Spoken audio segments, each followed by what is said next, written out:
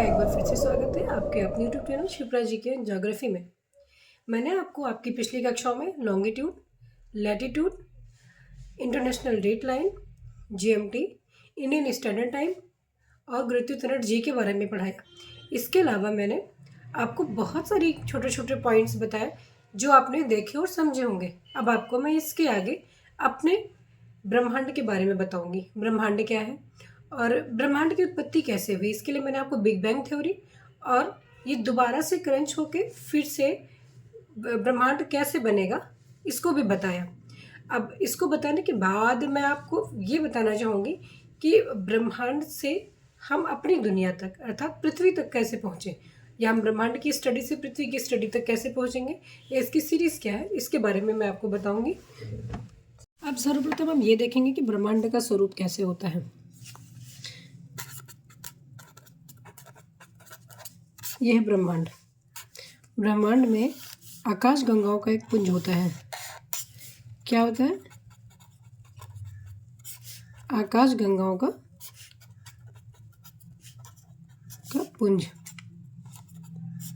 मतलब समूह। आकाश गंगाओं का समूह मतलब इस ब्रह्मांड में बहुत सारी आकाश गंगाएं हैं। ठीक है, इसमें से जो हमारी आकाश गंगा है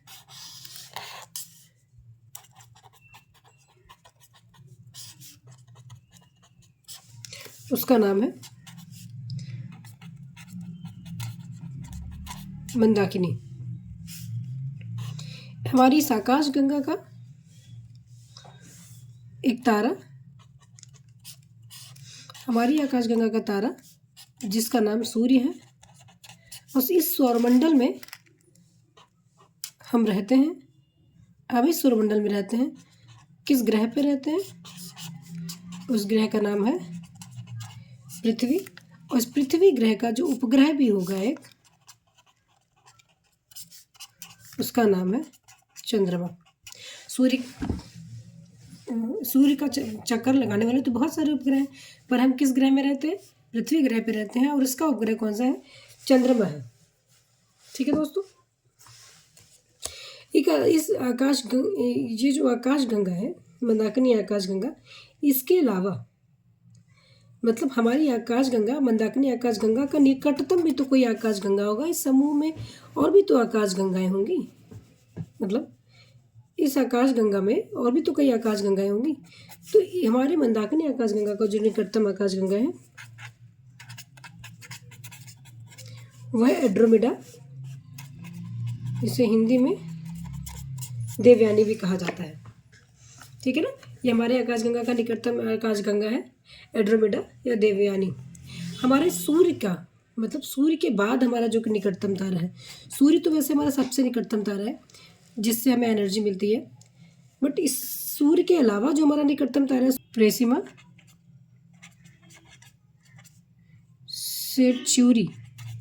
प्रेसिमा सेंचुरी क्या दोस्तों? प्रेसिमा सेंचुरी।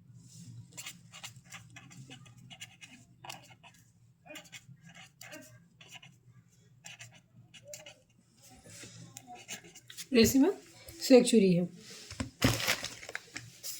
अब हम बताते हैं कि पृथ्वी का जो सबसे निकटतम ग्रह है, वैसे पृथ्वी तो आप खुद में एक ग्रह है, पर इसके पास भी तो मैक्सिमम कोई ग्रह निकट होगा। इसका जो मैक्सिमम निकट ग्रह है वो है शुक्र। क्या दोस्तों? शुक्र। इसका निकटतम क्या है? शुक्र है। आकाश गंगा पुंज मतलब बहुत सारी आकाश गंगाओं का समूह। आकाश गंगा पुंज मतलब बहुत सारी आकाश गंगाओं का समूह। आकाश गंगा मतलब असंख्य तारों का समूह। इसमें बहुत सारे तारे हैं। इन बहुत सारे तारों के समूह में जो सूर्य तारा है, वो जो सूर्य तारे के निकट जो एक ग्रह है पृथ्वी ग्रह, उस ग्रह में हम रहते हैं और इसका उपग्रह है चंद्रमा। इस तारे की क्या क्वालिटीज है मैं आपको इसके बारे में बता दूं। किसका स्वयं का लाइट हो, सेल्फ लाइट, स्वयं का प्रकाश हो इसका। अब इसके बारे में बता दूं। ग्रह जी ये क्या करता हो, ये अपने तारे का मतलब अपने सौरमंडल का, या जैसे हम अपने सौरमंडल की बात करते हैं, अपने सोलर सिस्टम की बात करते हैं, तो ये अपने तारे का चक्कर लगाता हो, तारे का चक्कर लगाता हो। ग्रह की क्वालिटी बता रही हूँ मैं आपको यहाँ पर।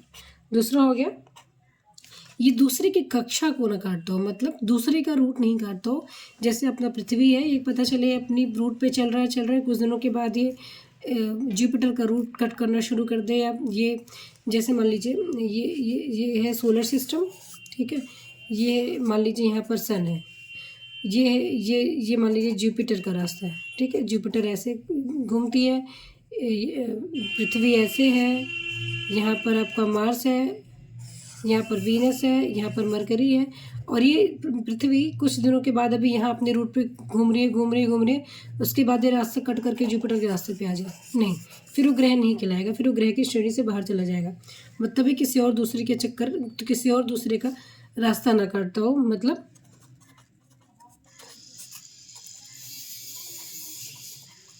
अपनी कक्षा में हो और दूसरे की कक्षा न काटता हो। और इसका तीसरा एक और है, इतना गुरुत्वाकर्षण हो, इसमें इतना गुरुत्वाकर्षण हो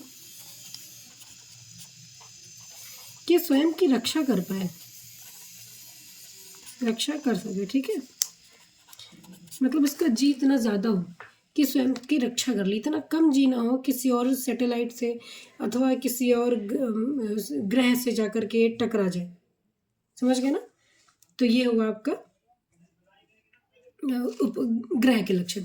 अब उपग्रह क्या करता है, उपग्रह है चूंकि पीछे ग्रह लगा हुआ है, मतलब ये ग्रह का छोटा, मतलब ये ग्रह की क्या करता है, ग्रह का चक्कर लगाता है, ग्रह का चक्कर लगाता है, उसे क्या कहते हैं, उपग्रह कहते हैं। दोस्तों ये हमारा है ब्रह्मांड का स्वरूप। दोस्तों मैंने आपको बताया कि सन की अपनी एनर्जी और अपनी हीट होती है, तो सन डायरेक्टली तो बना नहीं होगा। सन कैसे बना, गैसों का एक समूह जिसे नेबुला कहते हैं, हिंदी में क्या कहते हैं, निहारिका। इसमें क्या होता है, इसमें हाइड्रोजन का संलयन होता है हीलियम में, मतलब एक नाभिकीय प्रक्रिया होती है जिसका नाम है नाभिकीय संलयन। इसमें हाइड्रोजन का कन्वर्जन किस में होता है, हीलियम में, और इसमें हमें बहुत ही ज़्यादा एनर्जी, मतलब सन को बहुत ही ज़्यादा एनर्जी और इसकी अपनी हीट। तो हम फिर से बात करेंगे कि सन कैसे बनता है, या सन का निर्माण कैसे हुआ। गैसों के समूह जिसे निहारिका नेबुला कहा जाता है, उसमें हाइड्रोजन के हीलियम में संलयन होने के कारण, मतलब एक नाभिकीय संलयन की प्रक्रिया होती है जिसे न्यूक्लियर फ्यूजन कहा जाता है। उसमें हाइड्रोजन का हीलियम में फ्यूजन हो जाता है या संलयन हो जाता है, उससे हीट और एनर्जी मिलती है। इस हीट और एनर्जी के कारण इस जो गैसों का समूह है, इसमें चमक और ऊष्मा और एनर्जी, ये चीज़ें इसमें बननी स्टार्ट होती हैं, और धीरे धीरे इसी से क्या होता है, तारे का निर्माण होता है।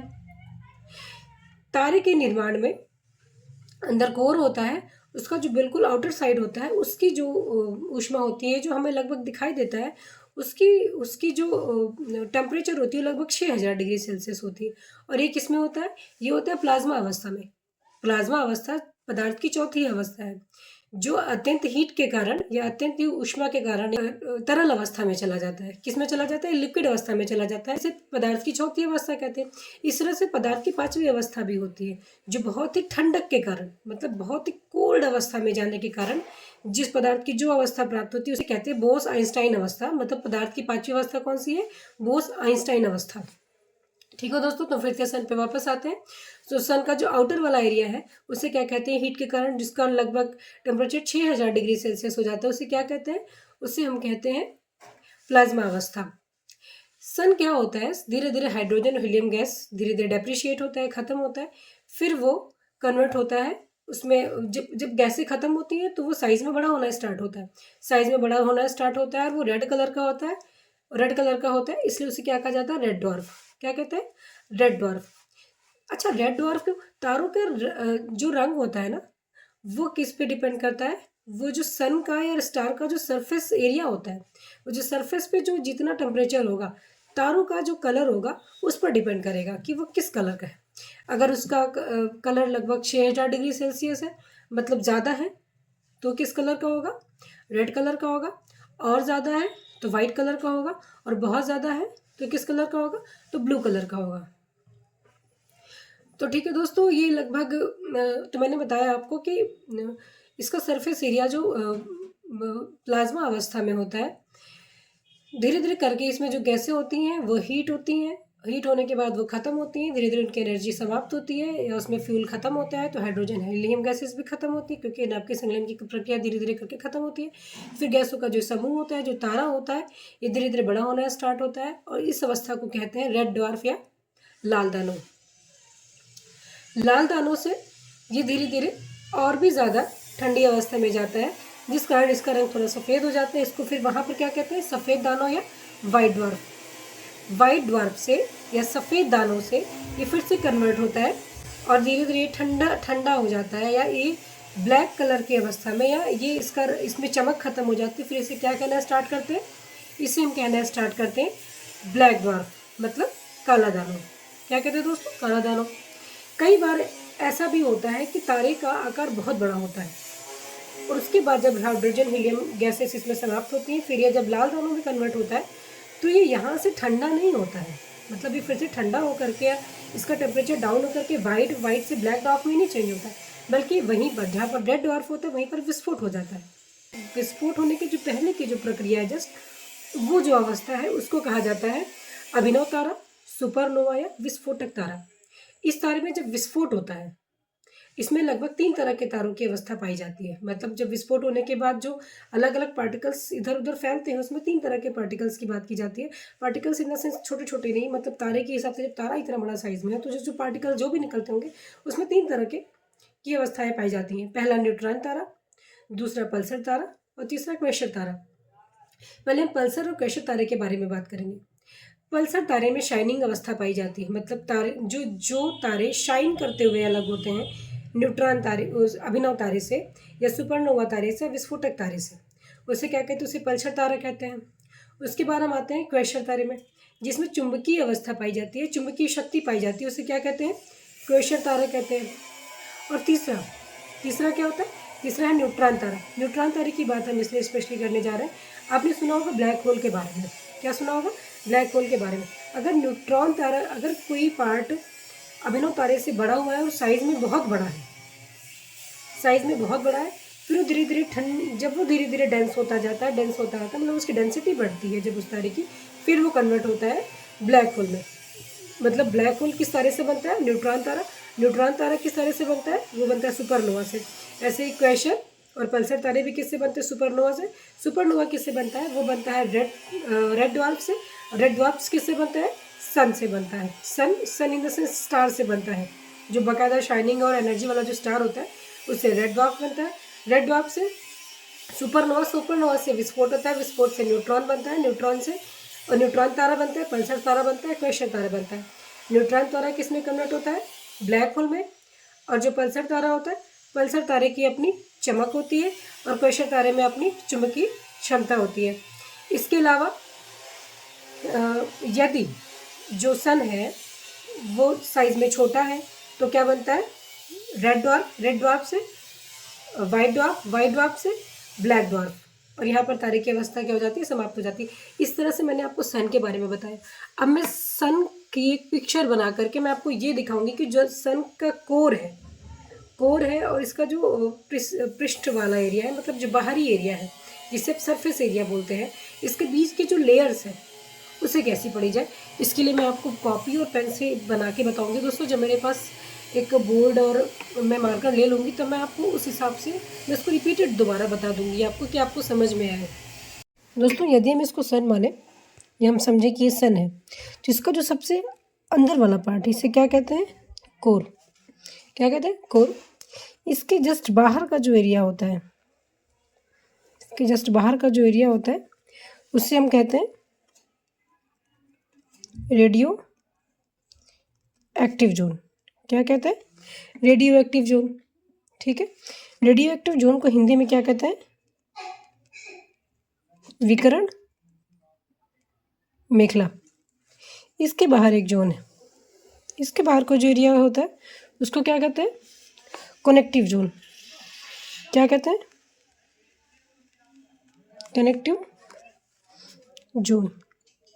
ये सन का क्या है, एक प्रकार का इंटीरियर पार्ट है, बाहर का पार्ट है। उसके बाद आपका आता है फोटोस्फेयर। क्या आता है? फोटोस्फेयर। फोटोस्फेयर को क्या कहते हैं हम? इसे कहते हैं प्रकाश मंडल। फोटोस्फेयर को क्या कहते हैं? प्रकाश मंडल। उसके ऊपर आपका क्या आता है? वर्णमंडल, जिससे क्या कहते हैं? क्रोमोस्फेयर। और इसके बाहर आपका आता है कोरोना। कोरोना, इसको हिंदी में भी कोरोना ही बोलते हैं। यही पार्ट जो हमारा होता है ग्रहण के टाइम, जो हमें पार्ट दिखता है सूर्य का, वो हमें इसका इसी से जो शाइन दिखती है ना, सूर्य का लगभग पार्ट ढक जाता है, हमें सिर्फ यही पार्ट दिखता है, कोरोना वाला पार्ट दिखता है सूर्य ग्रहण के समय। वो ये पार्ट है। कौन सा पार्ट है? कोरोना वाला पार्ट। स्टूडेंट्स, ये तो मैंने आपको सन के बारे में एक बार क्लियर किया है कि सन क्या होता है। अब मैं आपको फिर से, जो मैंने आपको भी बताया है कि सन का कन्वर्जन कैसे होता है, वो मैं आपको फिर से एक बार फिर से कॉपी पे करके दिखाती हूँ। हालांकि मेरे पास बोर्ड और मार्कर अभी नहीं है, लेकिन मैं आपको फिर से दिखाती हूँ। बोर्ड मार्कर आने के बाद मैं फिर से आपको एक छोटा सा डेमो दे दूँगी कि वो कैसे है। मैं आपको बड़े साइज़ में दिखा दूँगी, हालांकि आपको समझ में पूरा आएगा। थोड़ा समझिए दोस्तों। मान लीजिए ये है नेबुला। नेबुला मतलब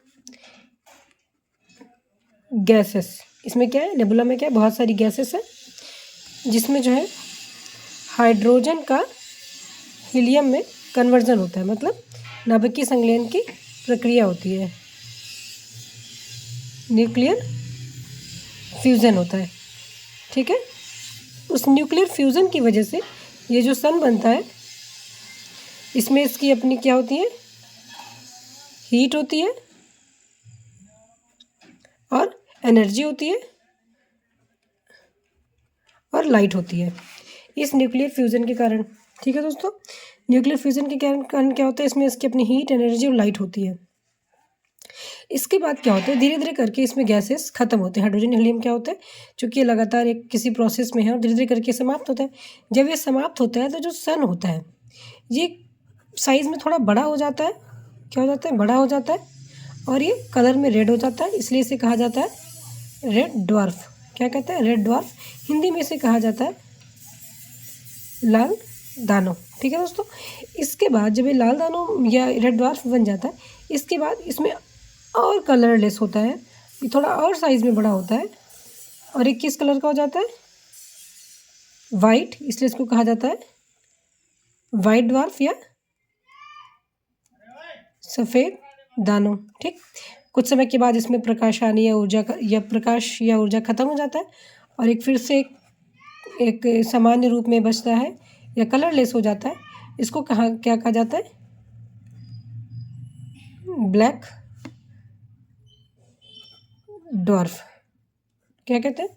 ब्लैक ड्वार्फ या काला दानव। क्या कहते हैं? काला दानव।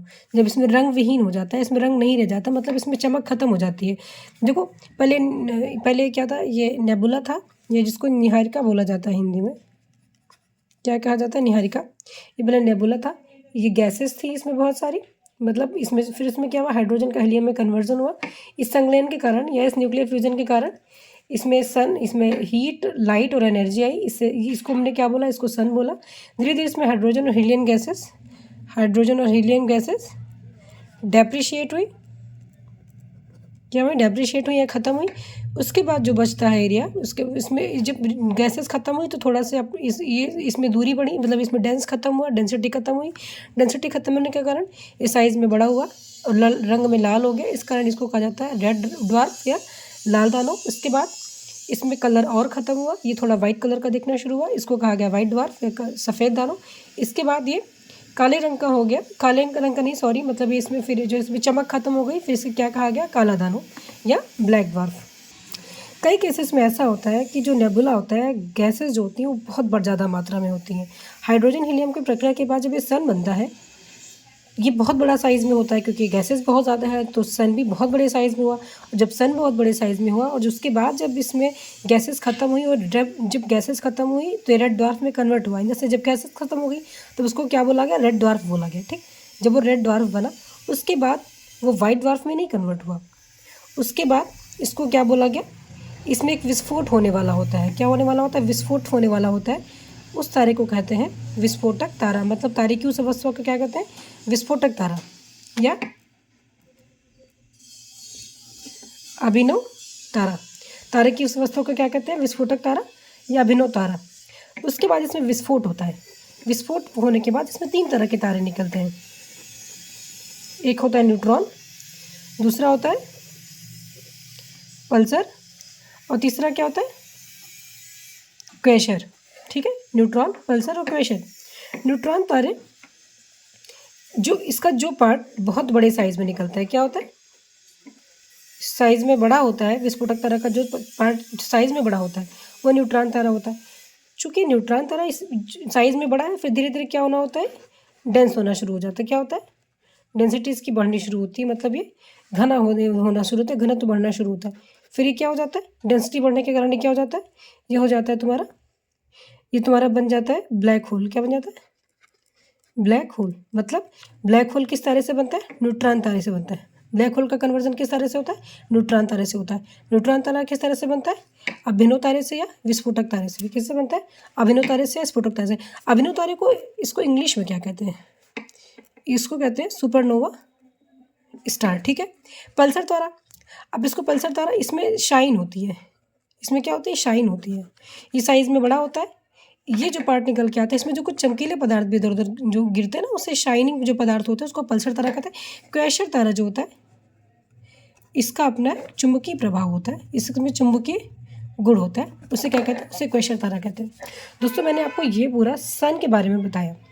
सन क्या है, सन कैसे बना, सन कैसे टूटता है, सन बनता है कैसे, इसमें क्या क्या पाया जाता है, इसमें कौन सी प्रक्रिया होती है, हाइड्रोजन हीलियम, हाइड्रोजन कन्वर्ट होता है हीलियम से बनता है, इसमें एनर्जी, हीट और लाइट आती है।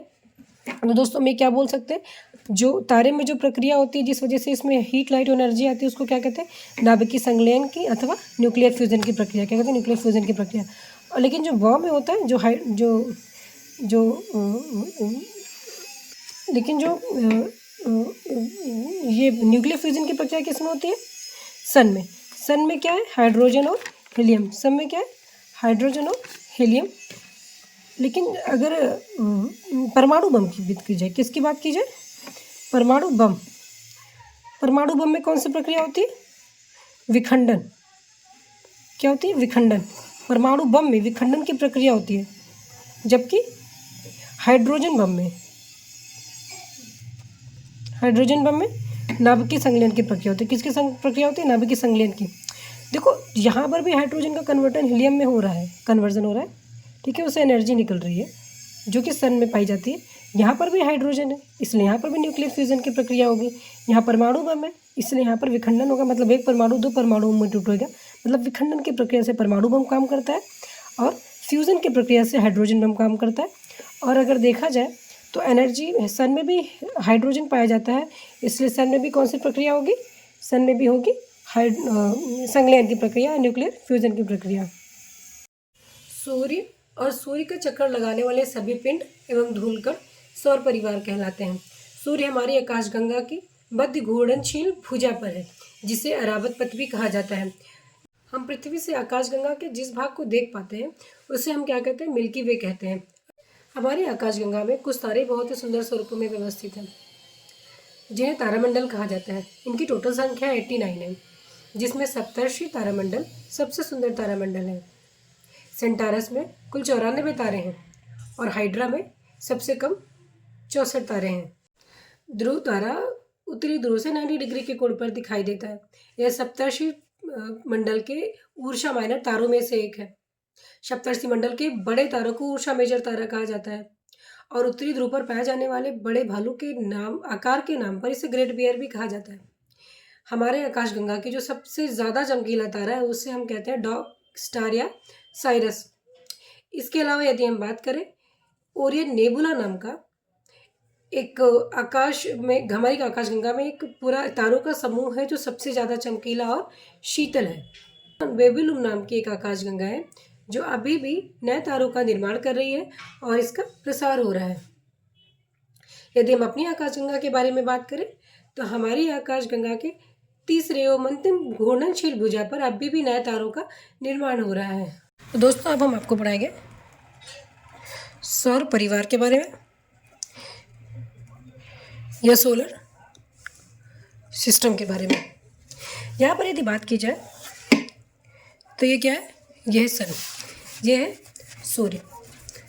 सूर्य के बाद इस सूर्य से जस्ट पास जो आपका ग्रह आता है वो आपका बुध ग्रह। वो क्या है? बुध ग्रह। उसके बाद आता है आपका वीनस। वीनस मतलब शुक्र ग्रह। ये आपका मरकरी। उसके बाद आता है आपका क्या आता है? अर्थ। अर्थ या पृथ्वी। इसके बीच में आपके यहाँ पर आता है मंगल। क्या आता है? मंगल आता है। मंगल आता है। के बीच में आपका क्या आता है? मंगल या मार्स। यहाँ पर आपके कुछ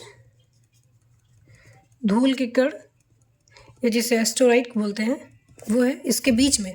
मंगल और यह जुपिटर, क्या है? जुपिटर के बीच में आपका आता है कुछ एस्टेरॉइड आते हैं। यहाँ पर आपका आता है सैटर्न। उसके बाद आता है आपका यूरेनस। उसके बाद आपका आता है नेपच्यून। क्या आता है दोस्तों? न्यूचीन। उसके बाद आपका क्या आता है? नेपच्यून आता है। यदि देखा जाए इसको, अगर स्टडीज़ की दृष्टि से अगर इसे हम बराबर देखने की कोशिश करें तो हम क्या पाते हैं कि हमारे यहाँ से मतलब इतने जो ग्रह हैं, यहाँ से शनि तक, सैटर्न तक, ये हमारे कौन से ग्रह हैं? ये वे दृश्य ग्रह हैं। क्या है? विजिबल है। इसे क्या बोलते हैं? यहाँ से यहाँ तक ये आसानी से विजिबल ग्रह हैं। हम इसे नंगी आंखों से नहीं देख सकते, पर हम इसे आसानी से देख पाते हैं दूरबीन के माध्यम से। इसलिए इसको क्या कहते हैं? विजिबल ग्रह कहते हैं। चूँकि यहाँ से यहाँ तक ये जो ग्रह हैं ये एस्टेरॉइड से अंदर की तरफ है, इसलिए इसे कहते हैं आंतरिक ग्रह। आंतरिक ग्रह, ठोस ग्रह, पार्थिव ग्रह। आंतरिक ग्रह, ठोस ग्रह, पार्थिव रहने से ठोस ग्रह क्यों कहते हैं? ठोस आंतरिक ग्रह तो मैंने बताया ये अंदर की तरफ पड़ते हैं एस्टेरॉइड से, इसलिए आंतरिक ग्रह बोलते हैं। ठोस ग्रह बोलते हैं क्योंकि इसमें ये गैसीय अवस्था में नहीं, ये ठोस है, मतलब इनमें डेंसिटी बहुत ज़्यादा है और ये क्या है? ये ठोस अवस्था में पाए जाते हैं। ये ग्रह आपके क्या है? ये गैसीय ग्रह है, गैसीय अवस्था में पाए जाते हैं, मतलब एक गैसों का गोला है, बहुत सारी गैसें इसके आसपास है। गैसों के डेंस होने से या गैसों का डेंस होने से गैसों का समूह है। उस समूह में जैसे कि मैंने आपको नेबुला के बारे में बोला था, पर नेबुला में अपनी लाइट और अपना हीट होने के कारण वो बाद में सन में कन्वर्ट हो जाता है। वैसे ये जुपिटर है, सैटर्न, यूरेनस या नेपच्यून क्या है? ये गैसों का गोला है, समझ गए ना? पर इनकी अपनी हीट नहीं है, इनका अपना लाइट नहीं है, इसलिए इसे क्या बोला जाता है? इसलिए इसे बोला जाता है सैटेलाइट। ठीक है दोस्तों, इसे क्या बोलते हैं? इसलिए इसे हम बोलते हैं ग्रह। अब अगर इसको आंतरिक ग्रह बोलते हैं, इसे क्या बोलेंगे? इसे बोलेंगे बाह्य ग्रह, अदरवाइज आउटर ग्रह। या और इसे चूंकि मैंने ठोस ग्रह बोला इसलिए इसे बोलेंगे गैसीय ग्रह। क्या बोलेंगे दोस्तों? गैसीय ग्रह। ये गैसीय अवस्था में पाई जाती हैं, गैस वाली अवस्था में पाई जाती हैं। ठीक है ना? अब ये दोनों समझ में आ गया कि सन है।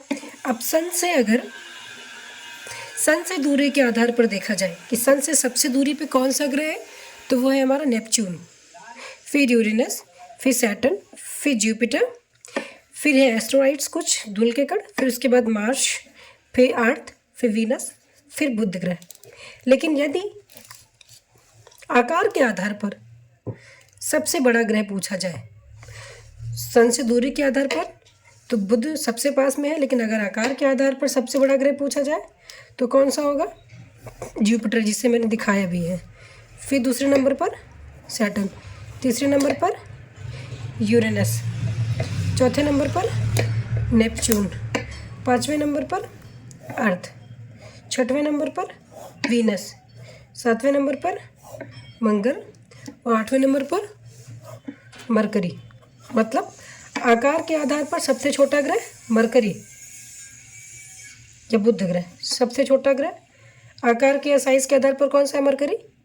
और जबकि आकार के आधार पर सबसे बड़ा ग्रह कौन सा है? बृहस्पति।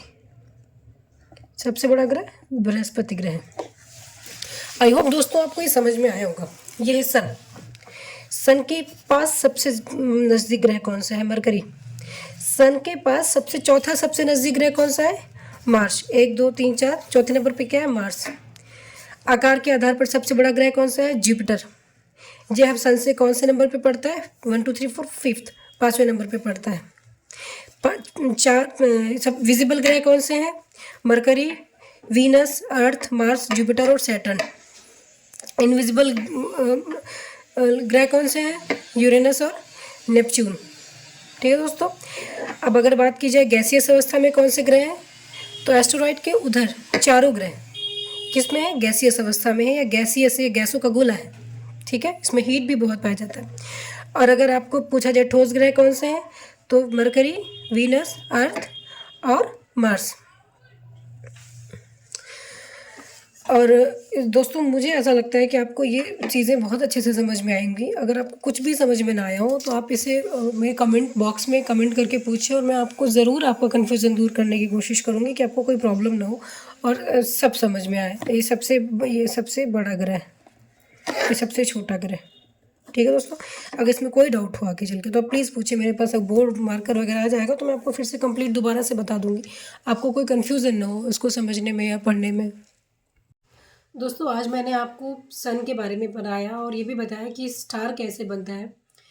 उसके बाद मैंने आपको पूरे सोलर सिस्टम के बारे में बताया, उसमें इनविजिबल ग्रह कौन से होते हैं, विजिबल ग्रह कौन से होते हैं, पार्थिव ग्रह कौन से होते हैं, और ग्रहों की सन से दूरी के आधार पर साइज़ क्या है, सबसे पास ग्रह कौन सा है। जितना भी मैंने डिटेल था सन के बारे में, ब्लैक डॉर्फ क्या होता है, वाइट डॉर्फ क्या होता है, रेड डॉर्फ क्या होता है, न्यूट्रॉन तारा क्या होता है, सुपरनोवा क्या होता है, जितनी भी मैं डिटेल दे सकती थी आपको मैंने आपको सब बताया।